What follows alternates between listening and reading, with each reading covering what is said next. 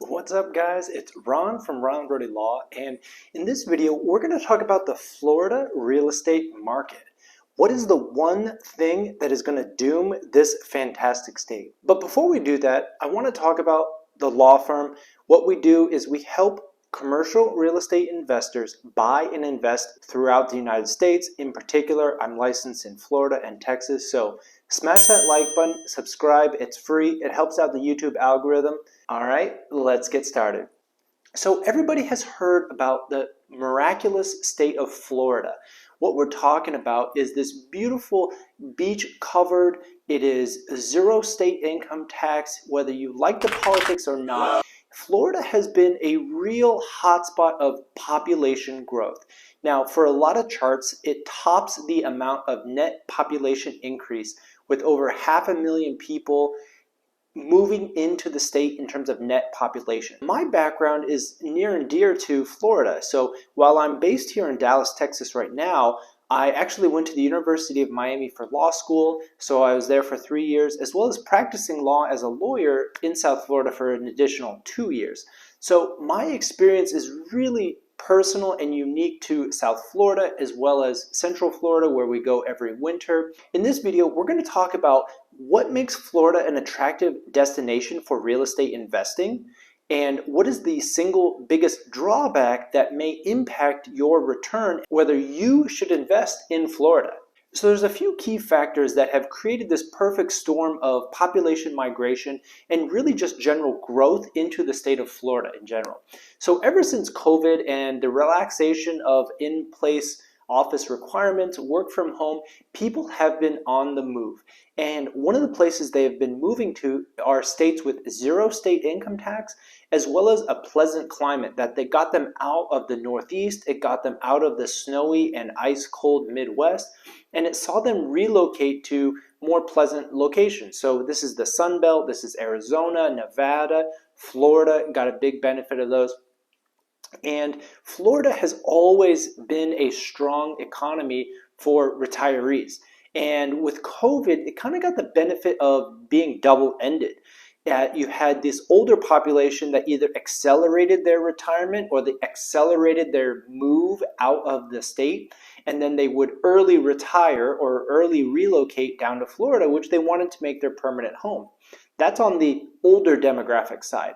On the younger demographic side, you had a wave of new workers who suddenly had freedom where to work. Florida was creating tons and tons of jobs. Save that for a different video, but the reality is Florida created tons and tons of jobs. Let's talk a little bit about the economy, because I think that jobs are a great reason why people invest in a particular market or jurisdiction. So I would like to think of the state really in just kind of three parts. You have South Florida, which is dominated by Miami, that's Dade County. You've got Miami Beach there. There's Brickell, which is a financial hub. You have a lot of headquarters. There's a tremendous university, University of Miami, go Hurricanes. You also have healthcare, life sciences. There's just a lot of economic activity because Miami is the gateway to Latin America, right? It's North Latin America. Every single Latin American company is going to have a presence in Florida, and in particular, they choose to be headquartered in Miami, where there's direct flights to all of the South American countries. So in addition to that tourism, in addition to that strong international relation with that import-export hub of South Florida, you have Central Florida. Now, Central Florida is known for Orlando, Disney. That is a huge, huge driver of their tourism industry. And I would want to say, I don't know, solely responsible, but Universal, Disney, and that general theme park tourism has created a thriving metropolis from nothing, right? From what used to be swampland. While Disney came in, there's a great book, by the way, I'll flash it up here. But he's built something in Orlando that is a self-sustaining economy solely on theme park or travel, because there are no beaches in Orlando. There is none of that wonderful sand and cool breeze that appeals like so much of Florida, either on the Gulf Coast or the Atlantic coast. In addition to Orlando, you also have the Space Coast, which is marked like places like Daytona, New Smyrna Beach, and they have a lot of development and money coming in from the space program that does do several launches a week or a month from that side of Florida. Then on the other side, on the Gulf Coast, you have Tampa and St. Petersburg. So maybe this population is not as large as Orlando or Jacksonville, but it is a very strong economy. I think it's, personally, it's a pretty nice place to go. Tampa on the bay there, they have a lot of the benefits of being on the water. You can go out, you have the boat, you have that kind of view, but you don't have as much hurricane risk, and you don't have the same risks of being on the Atlantic. So there's a very strong case to be made for Central Florida, which is kind of the industrial sector. It's a little bit closer to the rest of the United States via truck. And so it really makes a lot of sense to look at Central Florida as a separate economic region. And then finally in the north. So in the north, you have Jacksonville on the extreme northeast corner. I like Jacksonville, population of 1 million people, but it's really starting to get connected to the rest of the eastern seaboard.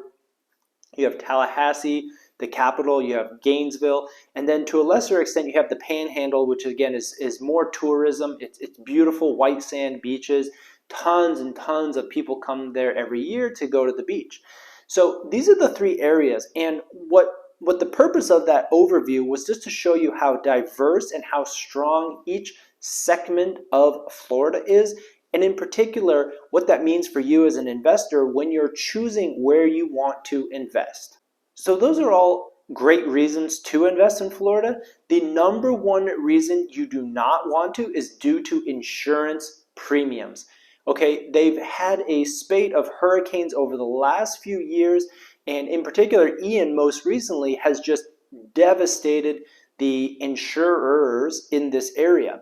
Now, it's a free market, it's a free marketplace, and so many insurers can choose to raise their premiums, or they can drop out of the market altogether. And that's what we're seeing in Florida, and that is some of the biggest risk to investors. So if you're multifamily, if you're residential, your prices, your premiums per unit have gone from $300, $500 to, in some cases, over $1,500 or $1,600. That type of increase of $1,000 per unit is very difficult, if maybe impossible, to pass all of those costs on to the tenants. So what happens instead is that the operator or the owner accepts a lower yield or a lower NOI for the year that this premium comes into effect, and before they can figure out how to pass this through to the tenants, or shop around and find a cheaper insurance that satisfies their loan obligations.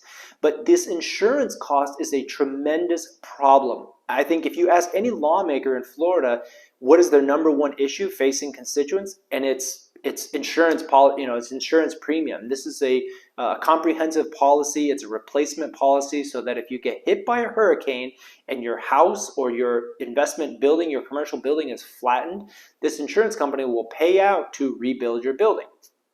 It is absolutely required if you have a loan on your property. As part of a loan obligation, you must have a replacement policy on there. Now, the Florida legislature has come up with some solutions, and they have a private marketplace.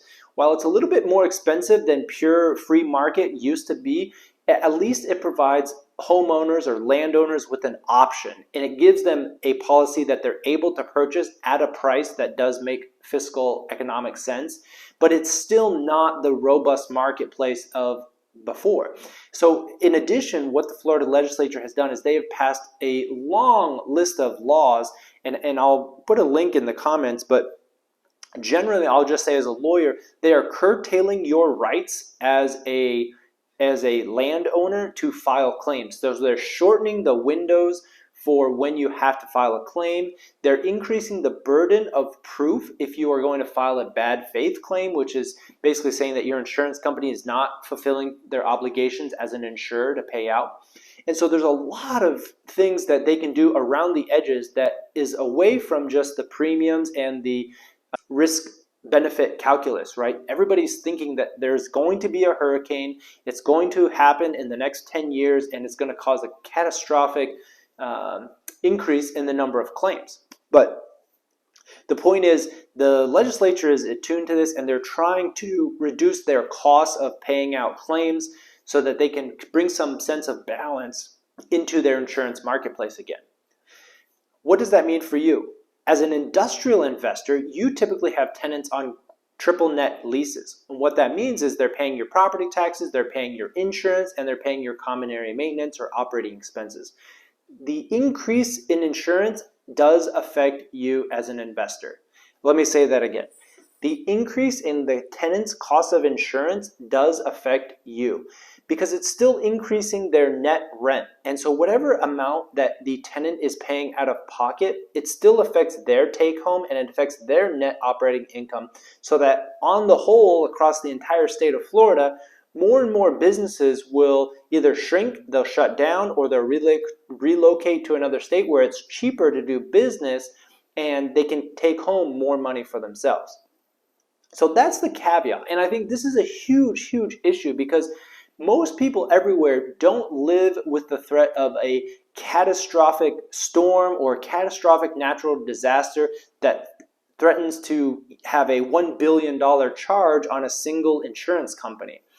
I'm not going to go too much into it because there's another product called reinsurance, which is what insurance companies can buy once they have a certain number of policies and exposure. They can buy reinsurance that limits their risk on this case.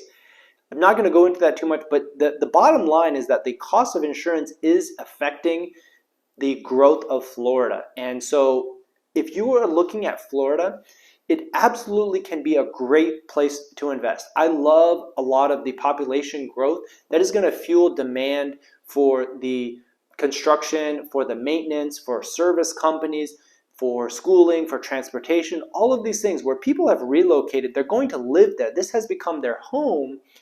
There are opportunities to invest in industrial contractor, flex space, distribution, any type of industrial product. You are going to appreciate increases in rent due to increases in population. And Florida is a place that has it in spades. So despite this singular challenge, I do think that there is a market solution, and the legislature is actively working to find a solution for this insurance problem. You can still make money because I believe that there's enough interest in being an insurance company that if you understand that the insurance and getting a quote and locking in a premium ahead of time is really critical to your success, you're going to be fine. The key is to understand what the risks are before you enter into the transaction. But all of the plus sides, the demographics, the infill, all of this is a pro in favor of Florida. And the insurance is just one of the costs that you have to manage as an investor. As long as you're on top of it early, you're going to be able to come out ahead. But it has the demographic population increase, and it's a nice place where people want to live. When you have people that want to live there, they're going to generate more demand for goods and services. So that wraps up this video on Florida. I hope you learned something. If you want to learn more about Florida, drop a note in the comments. Otherwise, smash that like button. Subscribe if you like industrial or commercial real estate content, and we'll see you next time.